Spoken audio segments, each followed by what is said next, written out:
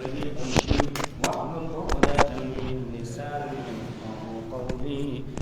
زدني علما سبحانك لا علم لنا إلا ما علمتنا إنك أنت العليم الحكيم.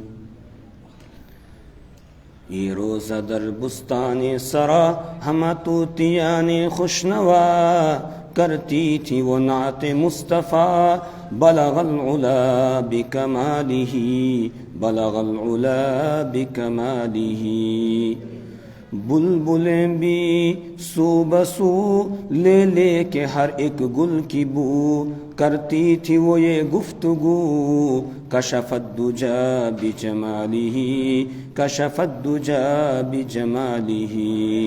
قمریاں بھی ذوق میں ڈالے ہوئے سر توق میں کہہ رہی تھی اپنے شوق میں حسنت جمیع خصالہ حسنت جمیع خصالہ. سن کے چڑیوں کی چہچہے بھلا انسان کیوں چپ رہے اسے لازم ہے کہ یوں کہے صلو علیہ وآلہ صلو علیہ وآلہ. درود شریف پڑھ لیجیے. اللہم صلی علی سیدنا محمد وعلی آل سیدنا محمد واصحاب سیدنا محمد وبارک وسلم علیہم. برادران اسلام، واجب الاحترام محترم بزرگوں اور میرے ایمانی بھائیوں، آج ہماری سیرت النبی کی یہ چوتھی مجلس ہے. گزشتہ مجلس میں ہم یہ پڑھ کر آئے کہ نبی کریم صلی اللہ علیہ وسلم کی بعثت سے پہلے ہی ایک ڈھنکا بجایا جا رہا تھا. ہر ایک نبی اپنی امت کو یہ پیغام دیتا چلا آ رہا تھا کہ میں تو تھوڑی دیر کے لیے آیا ہوں، بس میں جانے ہی والا ہوں، اور ایک اصل اس کائنات کا دلہا آنے والا ہے جس کے لیے اس کائنات کو سجایا گیا ہے.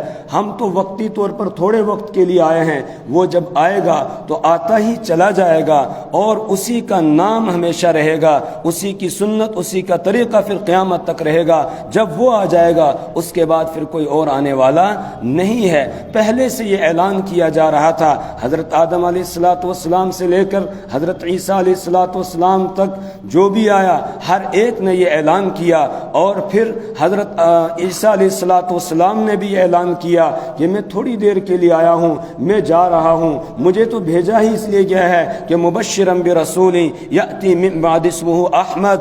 تو پھر اللہ تبارک و تعالیٰ کو جب آپ کو بھیجنا منظور ہوا، ہم یہ پڑھ کر آئے، اللہ تبارک و تعالیٰ نے کسی پڑھی لکھی قوم کا انتخاب نہیں کیا کہ ان میں آپ کو بھیجا جاتا، بلکہ آپ کو بھیجنے کے لیے اللہ نے جو انتخاب کیا وہ ایک ان پڑھ قوم کا انتخاب کیا، جن کو قرآن نے کہا امیین، کہ وہ ان پڑھ تھے، یعنی وہ پڑھنا لکھنا نہیں جانتے تھے. کیوں؟ اس کی وجہ بھی ہم پڑھ چکے کہ پڑھے لکھے جو تھے ان کے دلوں پر ایسے کچھ دھبے لگ چکے تھے کہ اب ان کو مٹانا مشکل تھا. اور یہ جو ان پڑھ تھے ان کے دل صاف تھے اور بالکل کورے کاغذ کی طرح تھے.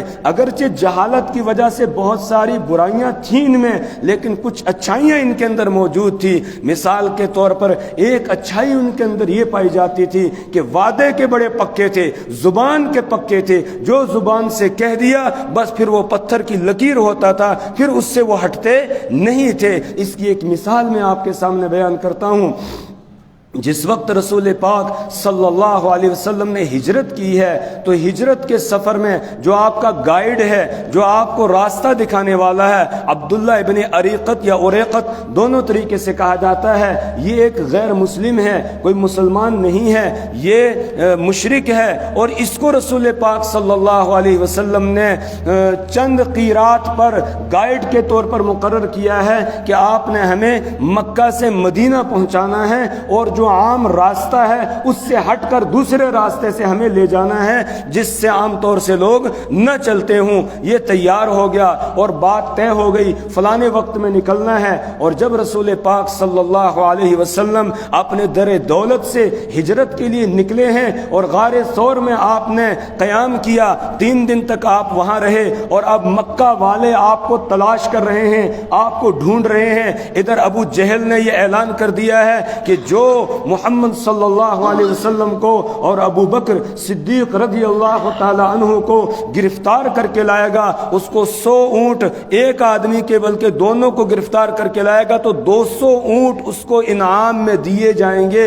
یہ اعلان پورے مکہ کے اندر کیا جاتا ہے۔ اس اعلان کو عبداللہ ابن عریقت جو ہے وہ بھی سنتا ہے، اور ادھر سے اس کو صرف چند ایک جو ہے وہ قیرات ملنے والے ہیں اور زیادہ مال ملنے والا نہیں ہے۔ اگر وہ چاہتا وہ مخبری کر سکتا تھا، وہ بتا سکتا تھا کہ جن کو تم تلاش کر رہے ہو وہ فلانی جگہ غار ثور میں ہے۔ اس کو بتایا گیا تھا کہ غار ثور میں ہم 3 دن قیام کریں گے، پھر آپ کو تیسرے دن کے بعد وہاں اونٹنیاں لے کر اس جگہ فلانی جگہ پہنچ جانا ہے، پھر آگے کا سفر ہم نے طے کرنا ہے۔ یہ ساری بات اس کے ساتھ طے کی گئی تھی۔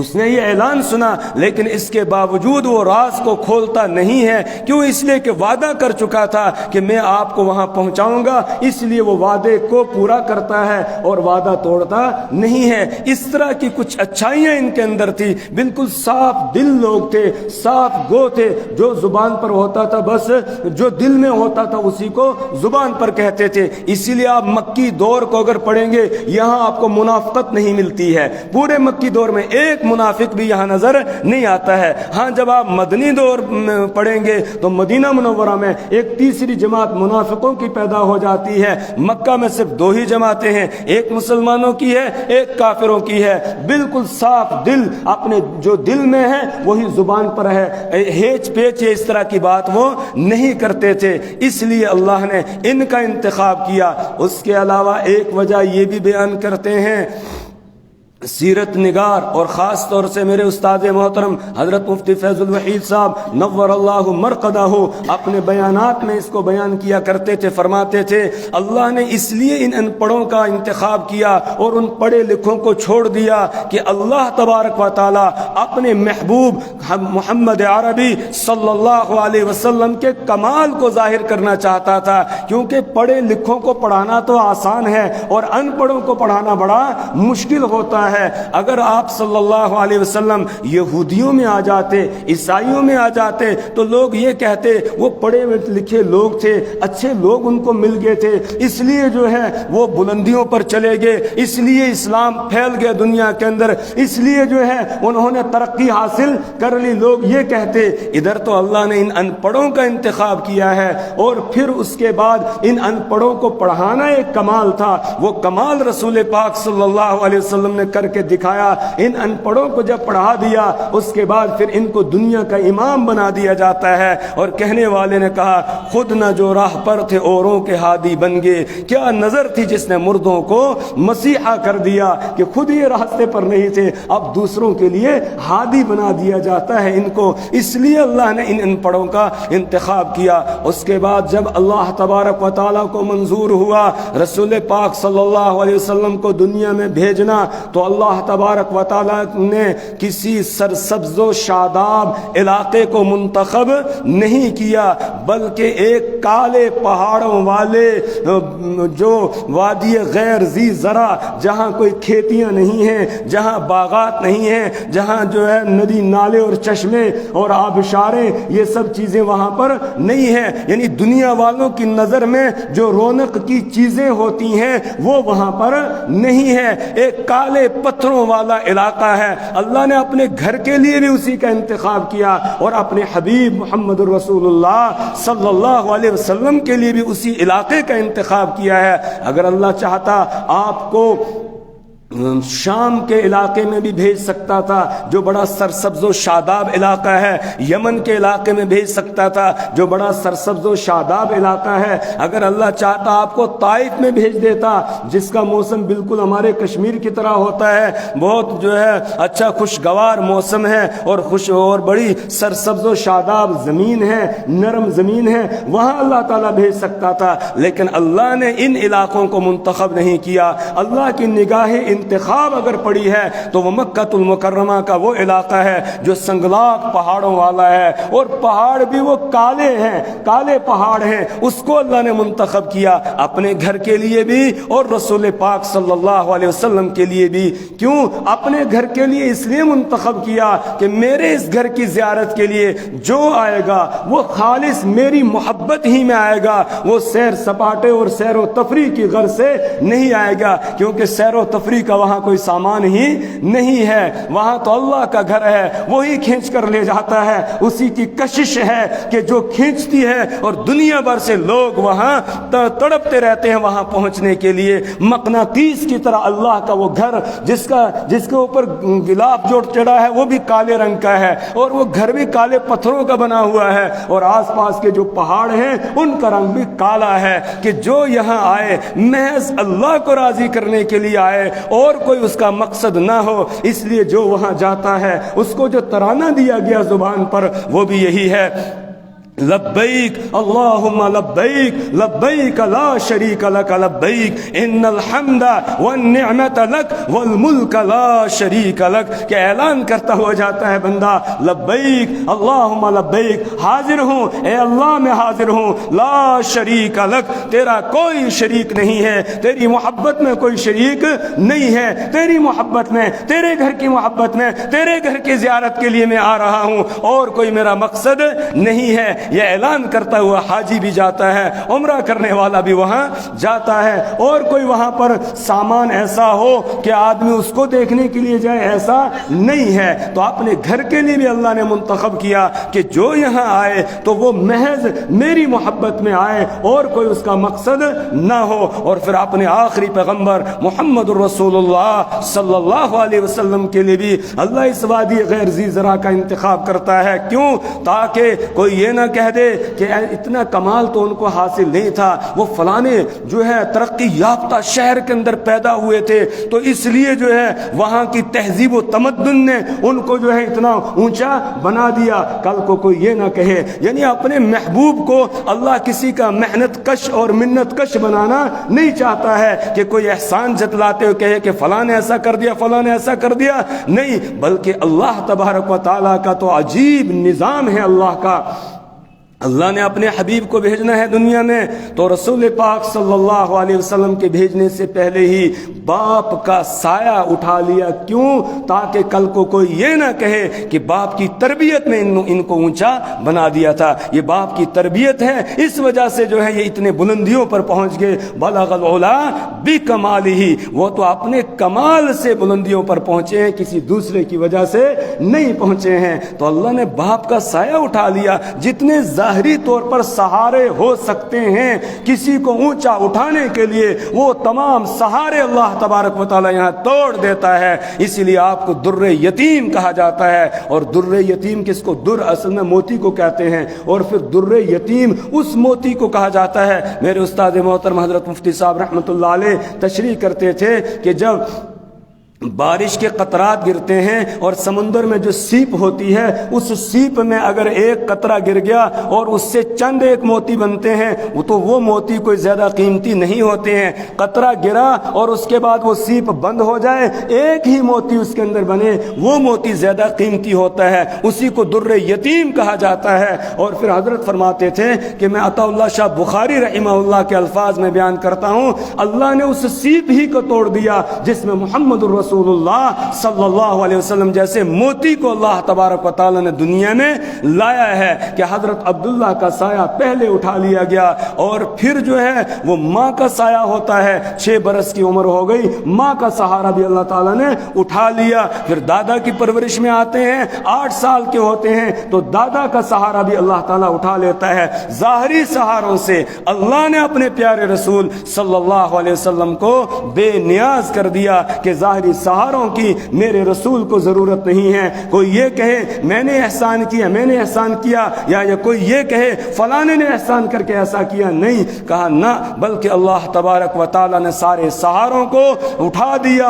اور پھر میں نے عرض کیا کہ یہ جو مکہ المکرمہ کا انتخاب اللہ نے کیا ہے اسی لیے کیا تاکہ کل کو کوئی یہ نہ کہے کہ فلانے شہر کی تہذیب و تمدن نے آپ کو اس قابل بنا دیا تھا، آپ تو اس قابل نہیں تھے، اس نے ایسا بنا دیا۔ اس لیے اللہ تبارک و تعالیٰ نے اس وادی غیر ذی زرع کا انتخاب کیا، وہاں رسول پاک صلی اللہ علیہ وسلم کو اللہ بھیجتا ہے۔ اور پھر کیسے بھیجتا ہے، کن میں بھیجتا ہے، یہ بھی ہم پڑھ چکے۔ خاندان کون سا ہے جس میں آپ کو بھیجا جاتا ہے؟ خود رسول پاک صلی اللہ علیہ وسلم فرماتے ہیں کہ اللہ تبارک و تعالیٰ نے مجھے حضرت خلیل ابراہیم علیہ السلام کے دو بیٹوں اسماعیل اور اسحاق علیہ السلام، ان میں سے اسماعیل علیہ السلام کو منتخب کیا مجھے بھیجنے کے لیے۔ پھر اسماعیل علیہ السلام کی اولاد آگے چلتی ہے، اس میں سے بنو کنانہ کو اللہ نے منتخب کیا، بنو کنانہ میں سے پھر آگے قریش کو منتخب کیا، اور قریش میں سے پھر بنو ہاشم کو اللہ تعالیٰ نے منتخب کیا،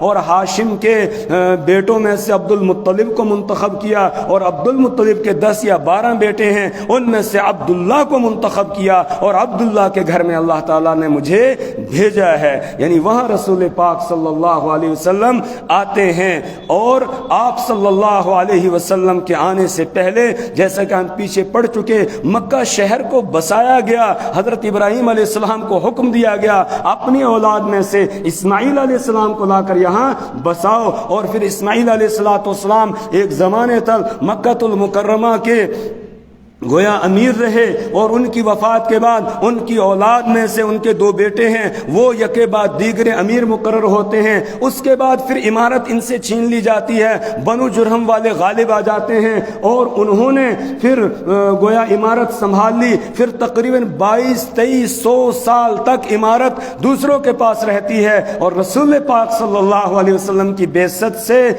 آپ کی 5ویں پشت پر قصی نام کے ایک شخص گزرے ہیں، تو قصی جو ہے وہ پھر مکہ المکرمہ کی عمارت کو دوبارہ حاصل کر لیتے ہیں، اور اس کے بعد پھر قصی ایک سفر میں جاتے ہیں اور مدینہ منورہ سے گزرتے ہوئے جاتے ہیں۔ مدینہ منورہ میں انہوں نے چند دن قیام کیا، یہاں بنو نجار میں انہوں نے نکاح کیا، حضرت سلمہ بنت عمر نامی ایک لڑکی کے ساتھ ان کا نکاح ہوا، چند دن وہاں قیام کیا، اور اس کے بعد پھر یہ اپنی اس بیوی کو یہیں اس کے میکے میں چھوڑ کے آگے سفر پر روانہ ہو گئے، ملک شام کی طرف تجارت کے لیے جا رہے تھے کہ واپسی پر اپنی بیوی کو ساتھ لے کے یہاں سے مکہ جاؤں گا۔ لیکن اللہ کا نظام ہے، جب ملک شام پہنچے وہیں ان کا انتقال ہو گیا، اور پیچھے ان کی جو بیوی تھی سلمہ بنت عمر، ان کے یہاں ایک بچہ پیدا ہوتا ہے جس کا نام شیبہ رکھا۔ شیبہ کیوں نام رکھا؟ اس لیے کہ ان کے سر میں کچھ سفید بال تھے، اور شیب کے معنی آتے ہیں بڑھاپے کے، اور بوڑھے آدمی کے بال سفید ہوتے ہیں، اس لیے نام ہی رکھ دیا، شیبۃ الحمد نام رکھا گیا بچے کا۔ اس کے بعد پھر چونکہ ہاشم کا تو وہاں انتقال ہو گیا تھا، اور ہاشم یہ مکہ المکرمہ کے گویا متولی تھے، کعبہ کے متولی تھے، اور مکہ کے امیر تھے، اور حاجیوں کی خدمت کیا کرتے تھے۔ ہاشم ان کا نام اسی وجہ سے پڑ گیا تھا چونکہ یہ لوگوں کو، حاجیوں کو شوربے میں روٹیاں توڑ کر جو ہے وہ کھلایا کرتے تھے، اس لیے ان کا نام ہاشم پڑ گیا تھا۔ تو اب ان کا انتقال وہاں ہو جاتا ہے، تو ہاشم کے دوسرے بھائی ہیں مطلب۔ یہ مطلب ہاشم کے نہیں، ہاشم کے ہاں دوسرے بھائی ہیں مطلب، یہ مکہ المکرمہ کے اب والی بن جاتے ہیں ہاشم کے انتقال کے بعد۔ اس کے بعد پھر مطلب کو کسی طریقے سے پتہ چلتا ہے کہ آپ کے بھائی ہاشم نے یثرب میں مدینہ منورہ میں نکاح کیا تھا، اور وہاں جس خاتون کے ساتھ انہوں نے نکاح کیا تھا اس کے یہاں ہاشم کا ایک بچہ پیدا ہوا ہے۔ تو ایک عرصے کے بعد یعنی بچہ اب گویا کھیلنے کے قابل ہو گیا تھا، شیبۃ الحمد کھیلنے کے قابل ہو گیا تھا، اس وقت جو ہے ان کو پتہ چلتا ہے، یہ تلاش میں نکلے اور مدینہ منورہ یہ پہنچے جس کا پرانا نام یثرب تھا۔ جب وہاں پہنچے پہنچے تو دیکھتے ہیں کہ کچھ بچے کھیل رہے ہیں، تیر اندازی کر رہے ہیں، اور اس میں ایک بچہ جو ہے وہ زبردست طریقے سے تیر اندازی کرتا ہے اور اس کا تیر بالکل نشانے پر لگتا ہے۔ جب تیر اس کا نشانے پر لگتا ہے وہ دونوں ہاتھ اٹھا کر کہتا ہے انا ابن قریشی، کہ میں تو قریشی بیٹا ہوں۔ اس طریقے سے وہ اپنے فخر جو ہے وہ فخر سے ہاتھ اٹھا کر اس طرح اعلان کرتا ہے۔ تو مطلب نے جب یہ دیکھا، لوگوں سے پوچھا یہ کون ہے؟ لوگوں نے بتایا کہ ایک شخص مکہ سے آیا تھا جو مکہ کا متولی تھا، اس کا نام ہاشم تھا، اس نے یہاں ایک خاتون سے نکاح کیا تھا، پھر وہ سفر پہ چلا گیا تھا، وہ واپس لوٹ کر نہیں آیا، اس کا یہ بیٹا ہے۔ تو جس کی تلاش میں مطلب نکلے تھے بس وہ ان کو مل جاتا ہے۔ تو اب ان جو شیبہ کی والدہ کے پاس پہنچے اور جا کر یہ کہا کہ یہ میرا بھتیجا ہے، ہاشم کا بیٹا ہے، میں اس کو مکہ المکرمہ لے جانا چاہتا ہوں تاکہ یہ مکہ المکرمہ کے نظام کو میرے بعد سنبھالے۔ تو شیبہ کی والدہ نے گویا رسول پاک صلی اللہ علیہ وسلم کی جو پرنانی ہے اس نے گویا اجازت دے دی کہ ٹھیک ہے آپ لے جائیں ان کو اپنے ساتھ۔ تو اب مطلب جو ہیں وہ سواری پر اپنے پیچھے ان کو سوار کرتے ہیں شیبۃ الحمد کو، اور لے کر مکہ المکرمہ کی طرف چل پڑتے ہیں۔ یہ شیبہ جو ہے یہ رسول پاک صلی اللہ علیہ وسلم کے دادا ہیں، پرنانی میں نے غلط کہہ دیا، پردادی ہے۔ تو اب یہ دادا ہے رسول پاک صلی اللہ علیہ وسلم کے، پردادی نے گویا اجازت دے دی۔ اب جب مکہ میں داخل ہو رہے تھے تو شیبۃ الحمد انتہائی حسین و جمیل تھے، کیوں؟ اس لیے کہ رسول پاک صلی اللہ علیہ وسلم کا نور ان کی پیشانی میں چمک رہا تھا۔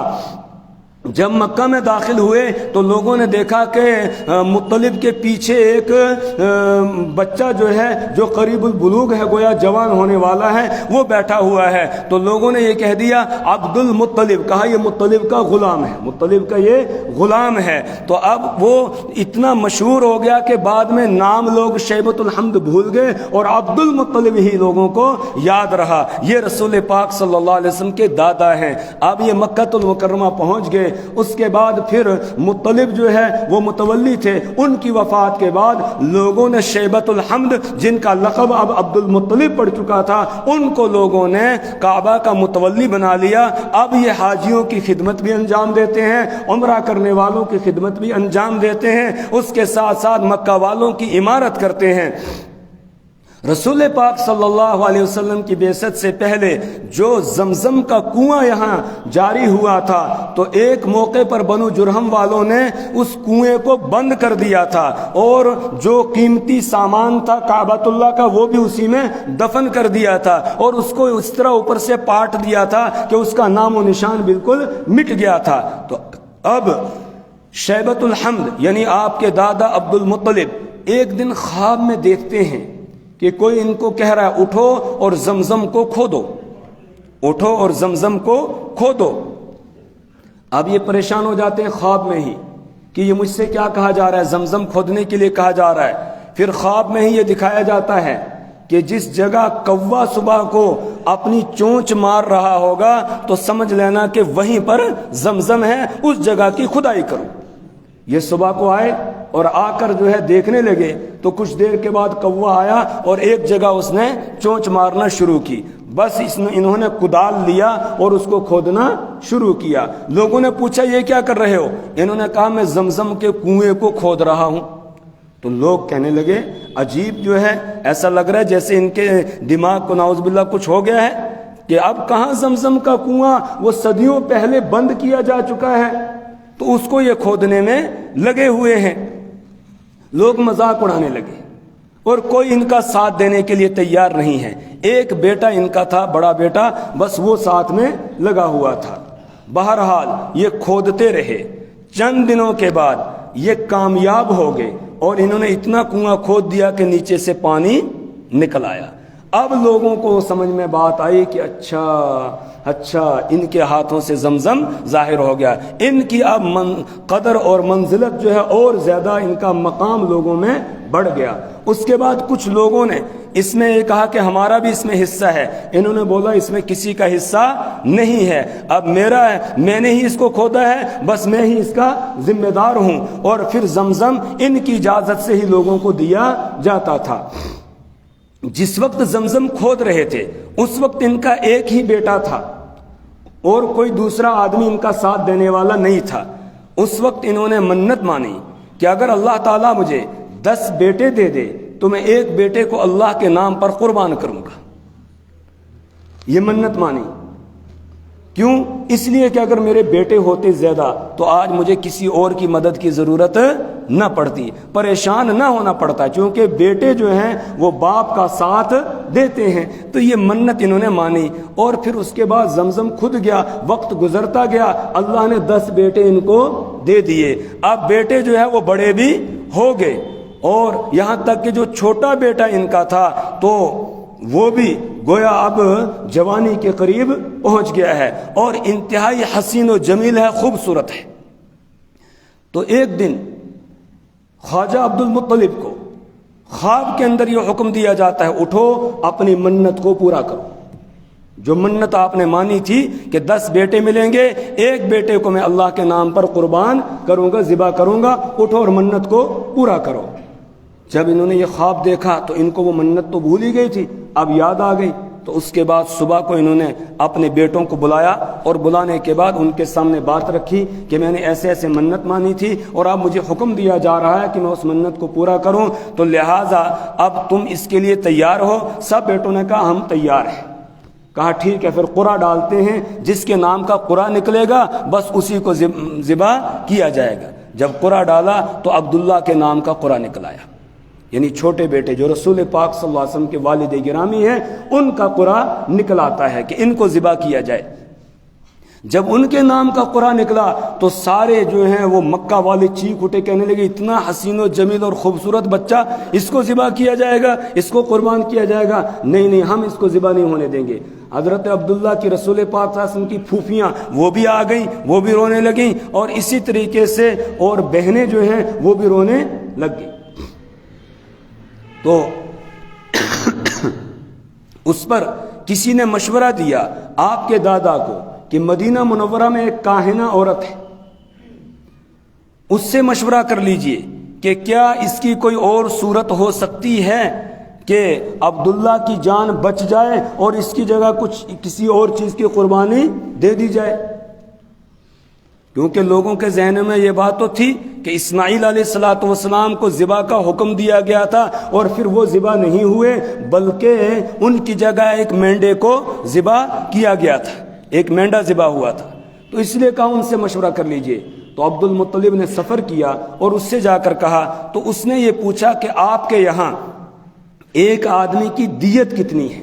तो उन्होंने कहा 10 ऊँट है, यानी अगर कोई किसी को कत्ल कर देता है गलती से तो उसकी दियत 10 ऊँट दी जाती है, का 10 ऊँट उसकी दियत है। तो उसने ये मशवरा दिया, फिर ऐसा करो 2 कुरे डालो, एक अब्दुल्ला के नाम का और एक ऊँटों के नाम का। अगर तो ऊँटों के नाम का कुरा निकल गया तो 10 ऊँट ज़िबा कर दो और उसके बदले में अब्दुल्ला को ज़िबा ना करो, इनके बदले में 10 ऊँटों को ज़िबा कर दो। अगर अब्दुल्ला का नाम ही निकला तो फिर ऊँटों की इतनी ही मिकदार और बढ़ा लेना, यानी 10 ऊँट और बढ़ा लेना और फिर कुरा डालना। फिर अगर ऊँटों के नाम का कुरा आ गया तो उतने ऊँट ज़िबा कर देना। अगर ऐसा नहीं हुआ, अब्दुल्ला का ही नाम आया, तो फिर 10 ऊँट और बढ़ा देना। इसी तरह 10-10 ऊँट बढ़ाते रहना यहाँ तक कि ऊँटों के नाम का कुरा निकल आए। तो अब्दुल मुत्तलिब की समझ में ये बात आ गई, वापस आए और वापस आने के बाद कुरा डाला।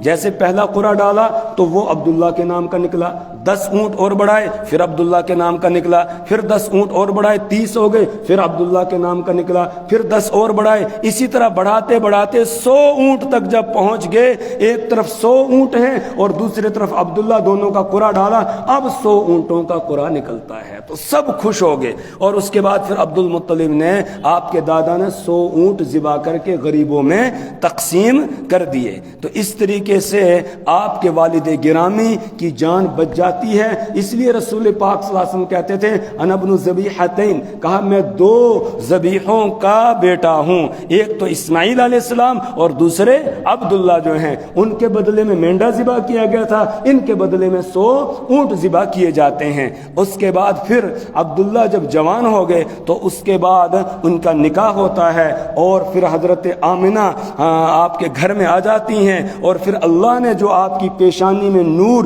جو حضرت آدم علیہ السلام سے منتقل ہوتا ہوا ابراہیم علیہ السلام تک پہنچا تھا، وہاں سے اسماعیل علیہ السلام، پھر بنو کنانہ، پھر قریش، اور پھر بنو ہاشم، اور پھر عبد المطلب، اور پھر آپ کے بیٹوں میں سے عبداللہ کی پیشانی میں تھا، وہ نور بی بی آمنہ کے حوالے ہوتا ہے، اور اس کے بعد پھر عبداللہ کو دنیا سے اللہ تعالیٰ اٹھا لیتے ہیں. اس سے آگے انشاءاللہ کل پڑھیں گے. اللہ تبارک و تعالیٰ ہمیں رسول پاک صلی اللہ علیہ وسلم کی سچی محبت نصیب فرمائے اور آپ کے طریقوں پر چلنے کی ہمیں توفیق عطا فرمائے. سبحان اللہ و بحمدہ، سبحانک اللہم و بحمدک، ونشہد ان لا الہ الا انت ونستغفرک.